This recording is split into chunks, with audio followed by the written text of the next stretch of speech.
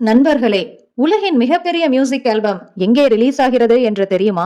Pacific கடலின் ஆழத்தில். Humpback திமிங்கிலங்கள் வெறும் சத்தம் மட்டும் போடுவதில்லை, அவை உண்மையான பாடல்களை பாடுகின்றன. இந்த பாடல்களில் பல்லவி, சரணம் என ஒரு முறையான இசை வடிவம் இருக்கிறது. பொதுவாக ஆண் திமிங்கிலங்கள் தான் இந்த பாடல்களை பாடுகின்றன. இது அவற்றின் துணையை ஈர்க்க அல்லது தங்கள் எல்லையை மற்றவர்களுக்கு தெரிவிக்க பயன்படுத்துகின்றன.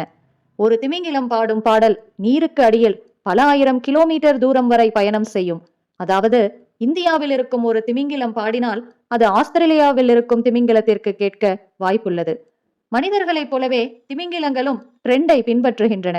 ஒரு திமிங்கிலம் புதிய மெட்டில் பாடினால் அந்த பகுதியில் உள்ள மற்ற திமிங்கிலங்களும் அதை கற்றுக்கொண்டு பாட ஆரம்பித்துவிடும். மொழி என்பது மனிதர்களுக்கு மட்டும் சொந்தமானது அல்ல.